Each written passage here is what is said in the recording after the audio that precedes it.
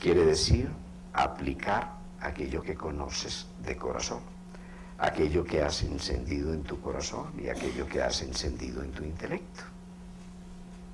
Morir entonces es dejar de aprender. Biológicamente el cerebro está aprendiendo hasta el último instante de la vida. Y cuando conocemos algo nuevo, el cerebro está cambiando. El cerebro es plástico y se está remodelando. Biológicamente el cerebro está naciendo a nuevas sinapsis cada vez que hay un nuevo aprendizaje. Está modificando el número y el calibre de sus sinapsis. Está aumentando su nivel de conectividad. Desde el punto de vista humano, aprender es aumentar nuestra conectividad, es conectarnos, es relacionarnos, es entrar en el territorio más maravilloso de la conciencia, que es el de la conectividad, es entrar en el territorio de un universo que no es local, es no local, porque esa es la ley básica de la conciencia. Cuando nosotros nos conectamos, estamos naciendo, nos estamos proyectando desde nuestro centro. Cuando nosotros nos relacionamos, cuando damos lo mejor de nosotros, estamos haciendo también esa proyección que es la realización. Así que nos aparece algo nuevo en la ecuación. Vivir no solo es aprender, no solo es entender, no solo es comprender, no solo es emprender, que emprender es la manera de proyectar tu vida, aquello que has aprendido. Vivir es realizarse, y realizarse es entrar en contacto con la realidad. Realizarse es dar la nota que tú viniste a dar. Realizarse es conectar la raíz de tu corazón a tu palabra, a tu caricia, a tu oración, a tu mirada. Realizarse es estar naciendo y floreciendo desde el centro. Realizarse también es crecer a través de la sombra, y es crecer por la sombra. Esa es la realización. Vinimos entonces a realizarnos, y cuando lo realizamos somos íntegros y somos felices. Eso significa que la muerte puede ser perfecta, que la muerte puede ser buena, que la muerte puede transcurrir con alegría, que la muerte misma puede ser un gran maestro. Sin nosotros somos aprendices.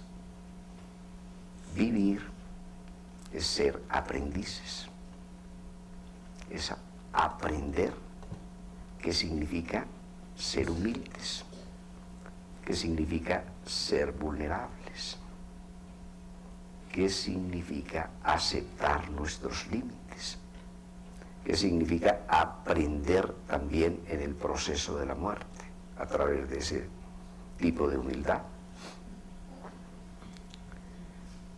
Vamos a mirar ese proceso de la muerte como un proceso de realización. Hay varias formas de morir. Morir es retirarse, pero no es un retiro hacia afuera, sino un retiro hacia adentro. Nos salimos del cuerpo, que es externo a nosotros, y emprendemos el viaje del alma. ¿Cómo podremos salir del cuerpo? ¿Cuál es la calidad de nuestra muerte? ¿Podríamos anticiparnos y hacer un entrenamiento para ese momento sagrado de la muerte? ¿Podríamos encontrar en la muerte también una posibilidad de realización?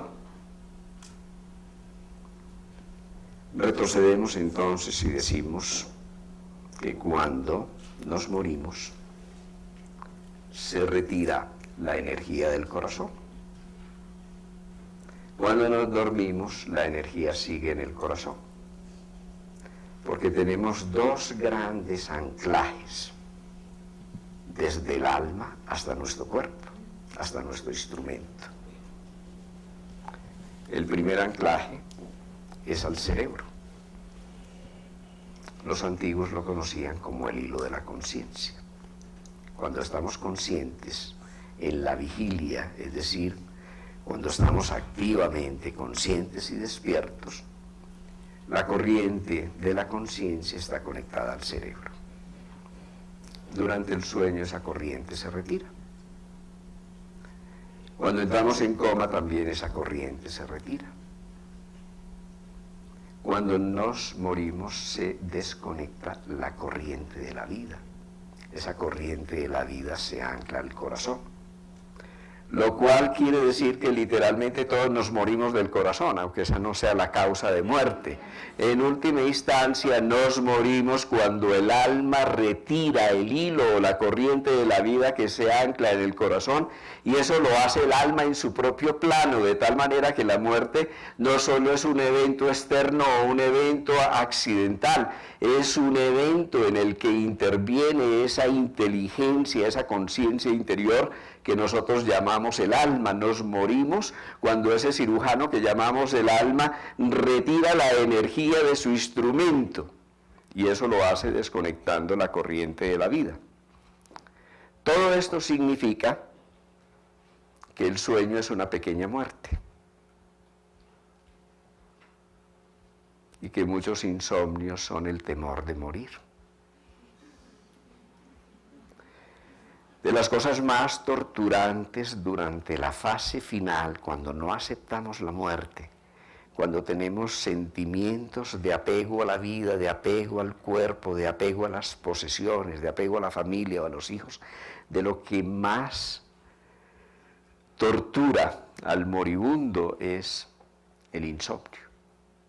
Se niegan, aunque estén fundidos, se niegan a dormir porque temen morir. Pero este temor de la muerte, que es el temor de dormir, muchas veces es el gran miedo, es la gran enfermedad. El temor de morir es la madre de todos los temores.